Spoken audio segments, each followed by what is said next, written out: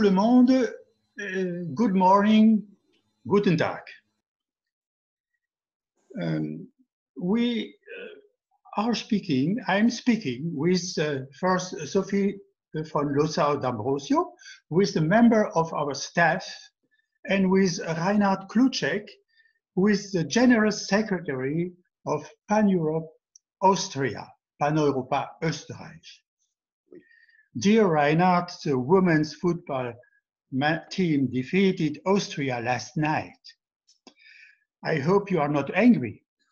No, I even didn't know that there was a match yesterday. It's good like this. Well, we are going to debate with Nora Cherfan, the next one here, about Beirut. Nora Cherfan is a graduate architect of the Straßburg University, working now in Paris. The European Union, excuse me, the European Union, I want to say this before, European Union has 3 languages: German, French, and English. We are we are going to speak a little in German, a little more in French, and mostly in English. Nous parlerons aujourd'hui de Beyrouth, première ville du Liban, où le président français Emmanuel Macron s'est rendu 2 fois cet été après la catastrophe du 4 août dernier, représentant de la France et de l'Europe. Notre interlocutrice, Nora Cherfan, est architecte diplômée de l'École nationale d'architecture de Strasbourg, l'ENSAS. Elle travaille aktuellement à Paris. Unser Thema heute wird Beirut sein.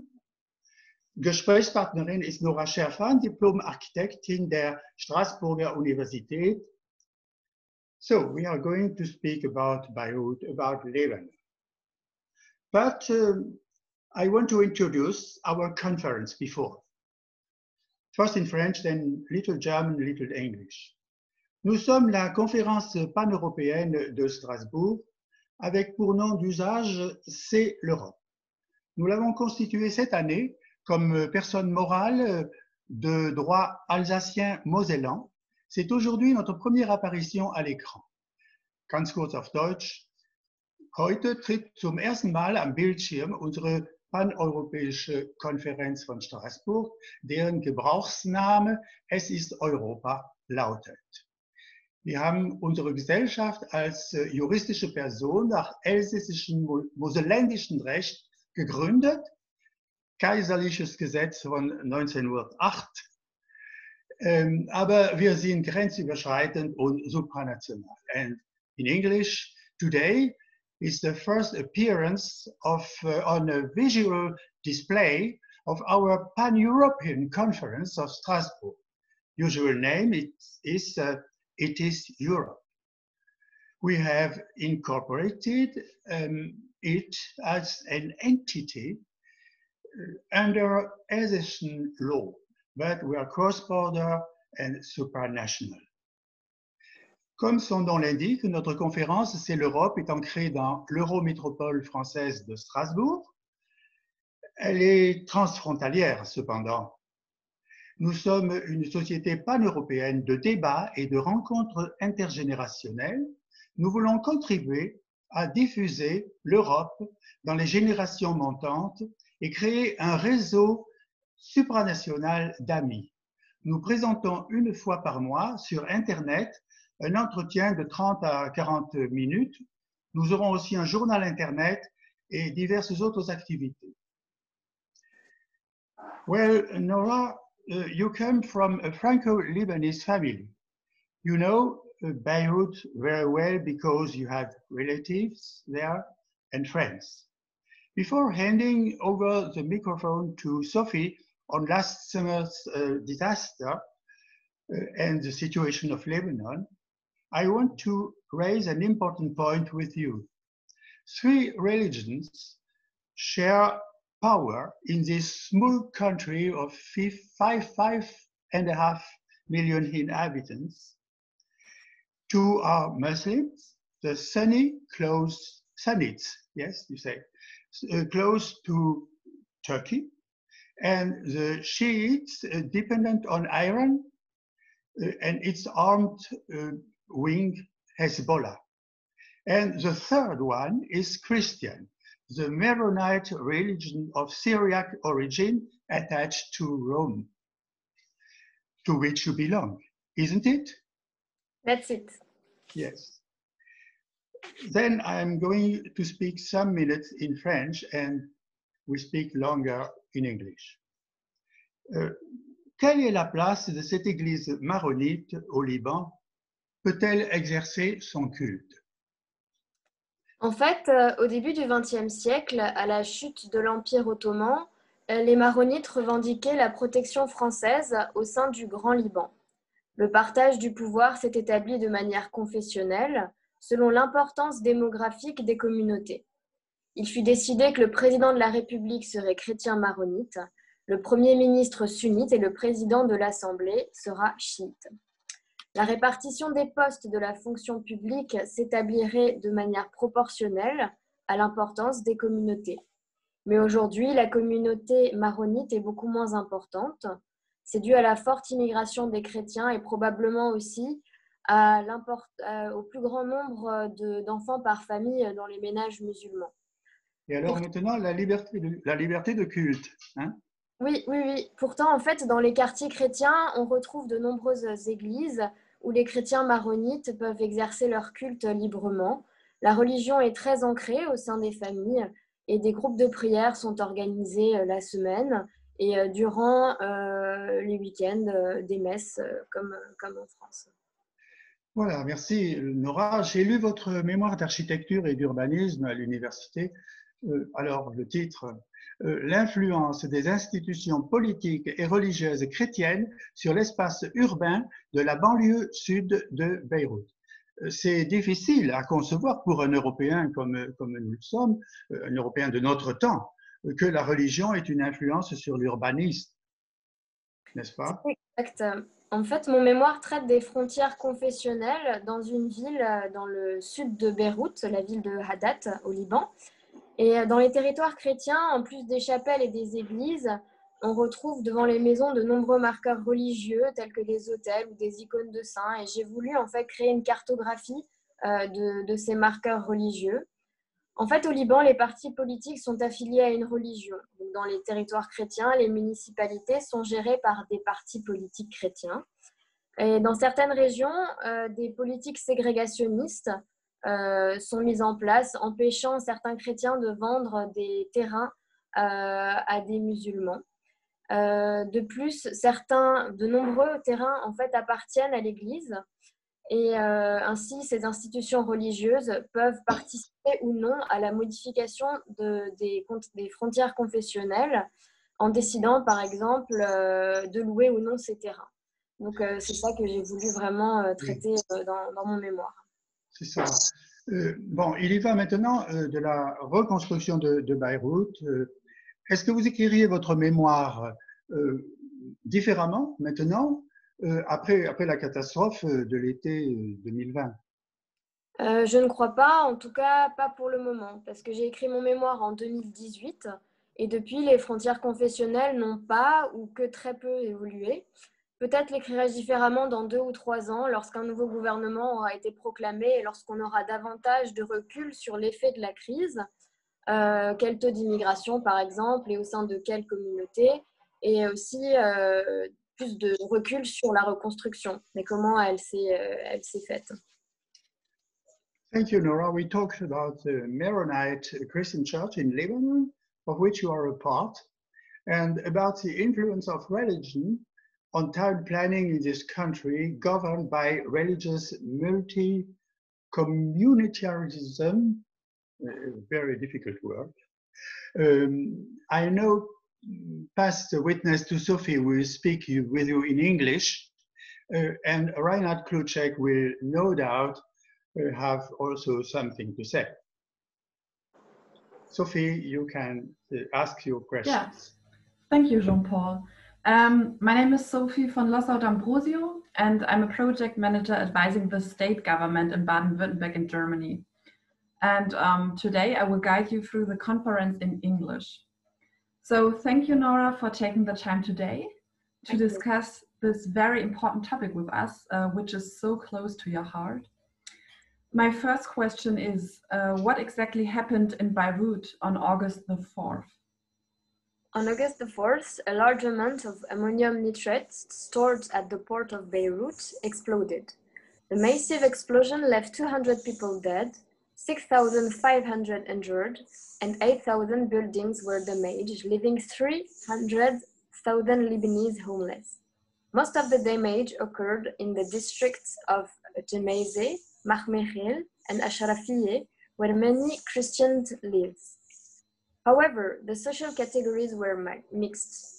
Indeed, it was a bohemian economic and artistic area of Beirut, and traditional houses from the late 19th and early 20th centuries were destroyed. Okay. Huge destruction. Yeah, and as a result of this explosion disaster, there were mass protests against the Lebanese government. In your opinion, how is the explosion related to the economic and political crisis in the country? A serious economic and financial crisis has been affecting Lebanon for a year now. Protests against the government began on October 17, 2019, and the Lebanese called for the abdication of the ruling political parties accused of corruption and clientelism. Indeed, half of the Lebanese population lives below the poverty line, and moreover, the COVID health crisis has worsened the country's economic situation. It is an unprecedented crisis that Lebanon is going through. The Lebanese can no longer withdraw their money from banks. Salaries are cut in half, while prices are skyrocketing, and state electricity utility operates 2 hours a day. Thus, there is a violence in the streets during the protests, and the Lebanese fear a new civil war. After the explosion, Israel was accused by some people of being the cause of the tragedy, but it appears to be a fake information. Also, Washington accused Hezbollah of having stored the ammonium nitrate in the port, but nothing had been proven since then. However, the explosion appears to be the result of the government negligence, and 2,700 tons of ammonium nitrate were stored in the port without any precaution. This negligence reinforced the hatred of the Lebanon toward their governing parties. And you were talking about Israel and the United States. What have other countries and organizations, especially the European Union, done to help Beirut? Do you think this is enough? Immediately after the explosion, the first source of help came from the Lebanese youth who work in the field, especially to clean the streets. From France, my family and I wanted to make a donation to Beirut. To do so, we waited for our friends and family on site to tell us which organization to donate to.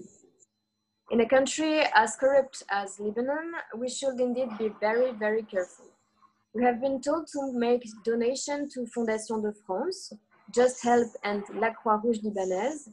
And during the video conference organized by the UN and France, the international aid granted amount to 252 million euros. The European Union promised to provide 60 million euros and the Gulf country 50.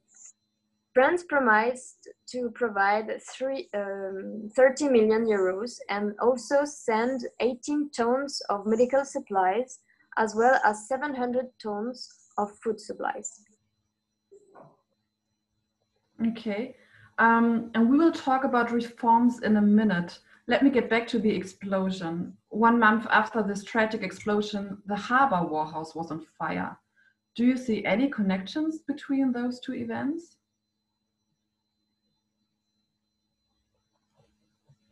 A lot of random fires have started in different Lebanese cities and villages. In my opinion, the port fires could be related to the explosion, as all other might be. Mm. And the French President Emmanuel Macron promised financial aid to Lebanon, but his aid is subject to conditions. So he said a new government would have to be formed within 15 days, and it should introduce reforms in the following 6 to 8 weeks. The deadline is over now, and the conditions are not met. Why do you think it is so difficult to form a new government? There is too much corruption in the country's political classes, and the parties in each community want to keep their ministries in order to continue stealing money from the state. No one thinks about the common good. Also, Lebanese politics has never been only about local concerns. There are many foreign countries that have personal interest in they try to secure the best deal they can for them. It has been said that political Shiite parties send men to sabotage civilian protests against the government. Violence is becoming a real problem. And it's very hard to fight against the power in place when some people continue to support their clan rather than a common project.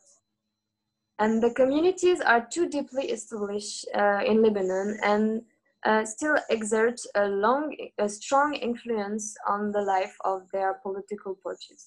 Mm-hmm. Let us go deeper inside corruption and reforms. For years, many Lebanese have been suffering from persistent power cuts and corruption.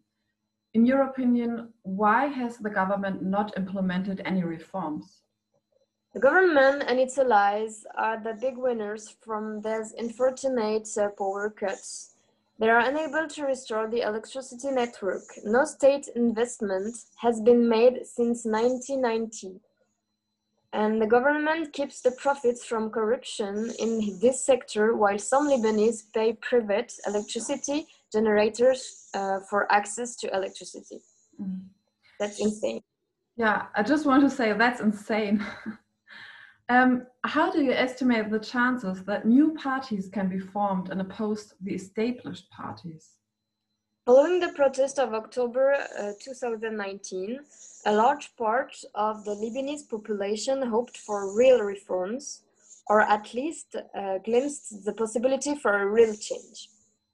After the explosion, the designated Prime Minister Mustafa Adib failed to form a new government, and he resigned. This failure is mainly due to the insistence of the Shiite political parties to secure the Ministry of Finance. At the end of October, the Sunnite Saad Hariri, who has resigned a year earlier, was again nominated by the deputies. So change is possible, but as long as the government is multi-confessional, it will remain very, very difficult. So what do you think? What should the protest movements do to compete against the established parties? In my opinion, they need to raise awareness from an electoral point of view and have strong scholarly representative across the Lebanese territory, according to the Lebanese electoral system. Thank you very much, Nora. I think it's great to see that you deal with political topics like Beirut and that you are so committed to it. Thank you very much. Thank you, Sophie. Yeah. I give the witness, the word now to Reinhard Kluczek, who has certainly a question to say. Of course, I do always have many questions. Yes, of course, but our time is short. Yesterday I met with Karl von Habsburg, who is my boss in Paneuropa, Austria, but who was also for a long time president of Blue Shield, and he has been to Beirut shortly after the blast because the Blue Shield started to organize some kind of protection for the cultural heritage there. But that's not my question, that's just to mention it. My question is much more about the geopolitical situation. We are talking about Beirut, we are talking about Lebanon. This country is in a region which is called the Middle East, a region in which the United States of America for a long time have been the dominant power. But we can see, and we have to face this fact that the US is withdrawing, and regional powers like Turkey, Iran, but also Saudi Arabia, becoming more and more important in the region. At the same time, Russia is coming back with tons of bombs, which means a new order in the region will be established. Do you think that there is a chance for a new stability, or will this region be for many years or even decades a zone of instability? Right. Nowadays, two new powers are emerging in the Middle East. I would say that the first is Israel, and Trump was pushing the Gulf countries, notably Saudi Arabia, to maintain cordial relations with Israel. And thus, America is still very influential. And to stop Iran from reaching Israel's borders through Shiite Iraq, Syria, and southern Lebanon, America refused to trade with countries supporting Iran or Hezbollah. Trump's desire to change the location of the US embassy in Israel has also rekindled tension in Arab countries. So let's see what's happened when Biden is in power. And the second emerging power is Turkey, which defends Sunni Muslims in the Middle East, notably by helping the Libyan jihadists to overthrow the power in Libya. So I don't know what will happen, but things are really changing right now in this part of the world.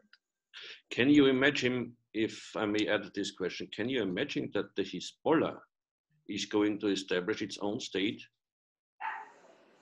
I don't know. They do it in Lebanon, and for the moment, it's not the case, but I really don't know. Thank you. Merci. Thank you, Reinhard. After the First World War, Greater Lebanon was created under British and French mandate. I think that the European Union, with or without England, must return to Lebanon in order to restore calm and balance and participate in the reconstruction. We are concerned by what is happening in this country. Après la Première Guerre mondiale, le Grand Liban avait été créé sous mandat britannique et français. Je pense que l'Union européenne doit revenir dans la région pour ramener le calme, créer un équilibre et participer à la reconstruction. Nous sommes concernés par ce qui se passe au Liban. Je vous remercie tous pour cet entretien. Le prochain aura lieu le 19 décembre prochain et sera consacré à la circulation avec des voitures silencieuses, dépolluées et intelligentes dans les villes européennes du futur. Si nos auditeurs veulent nous écrire, if you want to write us, the address, mail address of our conference is on your invitation. @gmail.com. Au revoir et restez en bonne santé. I say it in English. Thank you for this interview. The next one will take place on 19th of December and will be dedicated to traffic in with silent, unpolluted, and intelligent cars in the European cities of the future. Goodbye, stay safe, bleiben Sie gesund. Dankeschön. Thank you, Nora. Bye. Merci.